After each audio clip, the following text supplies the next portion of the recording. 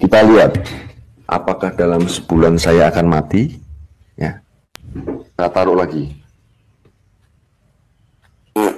Salam sobat kabar baik semuanya, apa kabar? Saya berharap Anda semua dalam keadaan sehat dan tetap dalam pertolongan Tuhan kita Yesus Kristus. Terus dukung channel ini agar channel ini semakin berkembang dan banyak orang yang diberkati. Baik, kita sudah melihat cuplikan video di depan di mana Agustan kentuti Alkitab ya. Tapi ingat teman-teman, jangan marah. Saya akan membacakan satu bagian firman Tuhan untuk kita dari Roma 12 ayatnya yang ke-19. Demikian firman Tuhan. Saudara-saudaraku yang kekasih, janganlah kamu sendiri menuntut pembalasan, tetapi berilah tempat kepada murka Allah. Sebab ada tertulis, pembalasan itu adalah hakku. Akulah yang akan menuntut pembalasan, firman Tuhan. Jadi Bapak Ibu, untuk kita orang Kristen, Tuhan melarang kita untuk tidak melakukan pembalasan. Karena pembalasan bukan hak kita, melainkan pembalasan adalah hak Tuhan. Mungkin inilah yang membedakan kita dengan teman-teman kita sebelah atau teman-teman Muslim.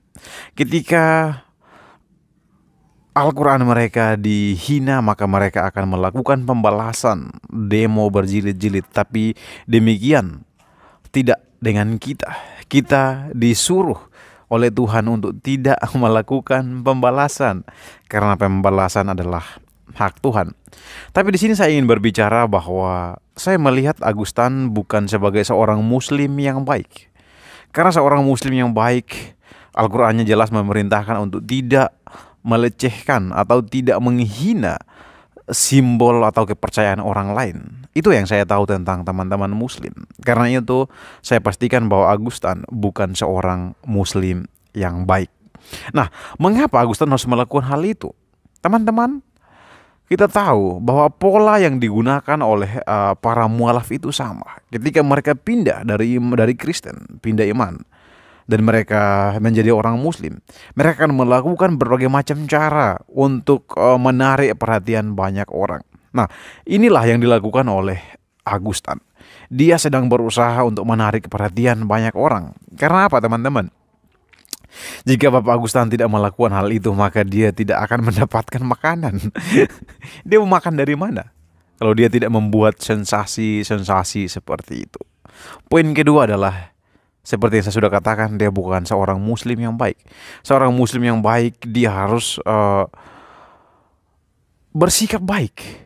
Karena mereka memiliki slogan, mereka adalah agama yang membawa rahmat bagi dunia. Jadi menurut saya, seorang Muslim yang baik tidak seperti yang dilakukan oleh Agustan, di mana dia melecehkan kitab suci orang lain. Dia kentuti kitab suci orang lain, dan itu hal yang tidak pantas untuk dilakukan oleh seorang Muslim. Sepakat teman-teman? Jika sepakat silahkan berikan komentar teman-teman. Nah, ini yang menjadi himbauan saya. Kita orang Kristen jangan sampai melakukan pembalasan. Karena Tuhan sudah jelas mengatakan dalam firman-Nya, pembalasan adalah hakku. Jadi kita sebagai orang Kristen, tugas kita mendoakan mereka.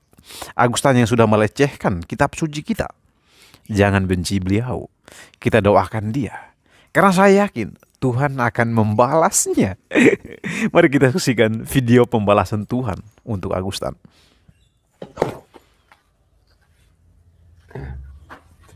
Kita lihat apakah dalam sebulan saya akan mati. Ya, kita taruh lagi. Ya, kita lihat nanti apakah Agustan akan mati ketika Alkitab ditaruh di pantat.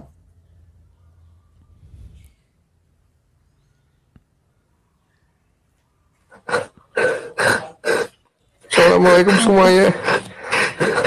Allahu Akbar. Allahu Akbar. Di sini teman-teman, Tuhan Yesus tidak langsung membalas Agustan seperti memang yang menjadi permintaannya ya. Apakah dia akan mati? Tidak.